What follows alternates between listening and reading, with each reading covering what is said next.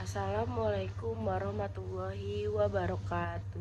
Salam sejahtera untuk kita semua. Puji syukur atas nikmat yang Tuhan limpahkan sehingga saya dan Anda yang sedang menonton bisa mendapat manfaat dari presentasi yang sedang saya paparkan.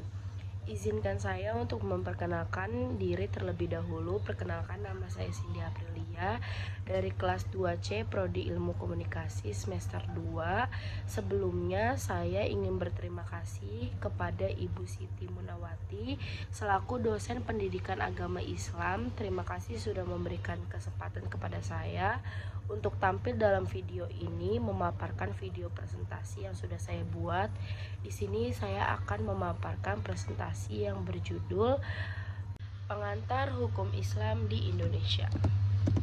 Yang pertama, di sini saya akan menjelaskan latar belakang. Dalam satu sudut pandang, hukum Islam merupakan sesuatu yang tidak akan mungkin mengalami perubahan karena berdasarkan wahyu Allah Subhanahu wa Ta'ala yang bersifat qadim. Di era globalisasi, secara substansial mengalami perubahan yang cukup besar dan bersifat dinamis. Sesuatu yang bersifat dinamis tidak mungkin dihubungkan kepada yang bersifat stabil dan statis. Mengkaji perkembangan hukum Islam di Indonesia tidak bisa lepas dari penelitian terhadap perkembangan hukum Islam itu sendiri sejak abad ke-7 Masehi yang lalu. Dalam konteks demikian, pembahasan ini diarahkan kepada sejarah hukum Islam Indonesia, masuknya Islam ke Indonesia, dan penerapan hukum Islam di Indonesia. Yang kedua, ada sejarah dan perkembangan hukum Islam di Indonesia. Dalam literatur klasik tentang hukum Islam itu sendiri, tidak ditemukan lafaz hukum Islam. Dalam peristilahan hukum Islam dan literatur berbahasa Arab, kata yang digunakan adalah fikih dan syariat atau hukum syara. Syariat atau hukum syara secara sederhana diartikan dengan seperangkat aturan dasar tentang tingkah laku manusia yang ditetapkan secara umum, dinyatakan secara langsung oleh Allah Subhanahu wa Ta'ala dan Rasulnya. Di sini ada 3 karakter hukum Islam menurut Hasbi Siddiq. Yang pertama ada takamul, yaitu sempurna, bulat, dan tuntas.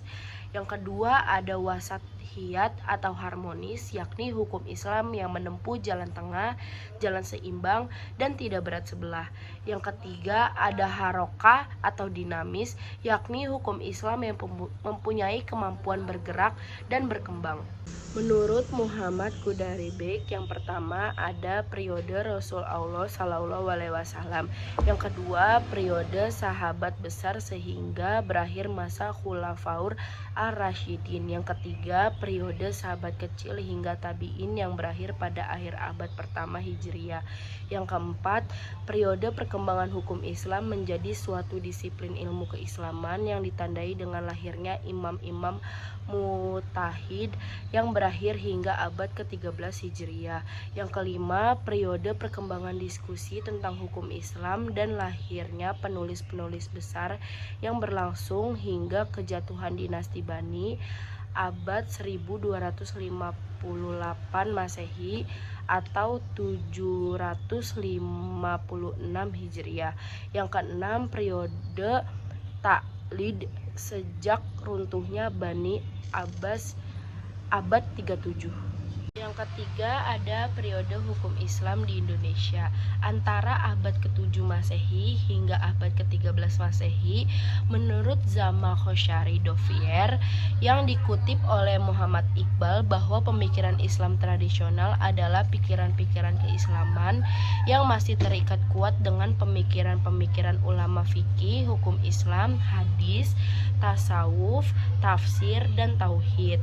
Sejak abad 12 dan 13 Masehi merupakan saat-saat di mana perkembangan hukum Islam berada dalam masa kritis dengan tertutupnya pintu ijtihad. Secara kebetulan proses islamisasi dilakukan oleh sejarawan yang menganut mazhab Syafi'i. Pada abad 17 Masehi, ternyata sangat banyak ulama mazhab Syafi'i yang berdomisili di Aceh. Hal ini sangat terkait dengan semangat Sultan Iskandar Muda Alamsyah yang sangat menggalakkan kedatangan para ulama untuk kepentingan dakwah Islamiyah di tanah Aceh. Salah satu tokoh yang dapat diangkat adalah Nur ad-Din Ar-Raniri. Yang keempat, ada penerapan hukum Islam di Indonesia. Teori Recepti yang disebut dengan teori iblis yang dibuat oleh kolonial Belanda atas tipu daya Snok-Hurgroni. Teori tersebut menyatakan bahwa hukum Islam ada dan baru boleh dilaksanakan untuk menyelesaikan kasus-kasus hukum kekeluargaan bagi umat Islam apabila hukum Islam tersebut diterima oleh hukum adat. Menurut Yusuf Qodawi, dikutip oleh Abdul Manan, ada dua metode yang tepat dan cocok digunakan untuk menghadapi era globalisasi dan pembara hukum Islam saat ini, yaitu yang pertama, ijtihad intigai atau tarji, yaitu memilih satu pendapat dari pendapat terkuat yang terdapat dalam warisan fikih Islam. Kemudian, mana yang lebih kuat dalilnya dan lebih relevan dengan kondisi sekarang.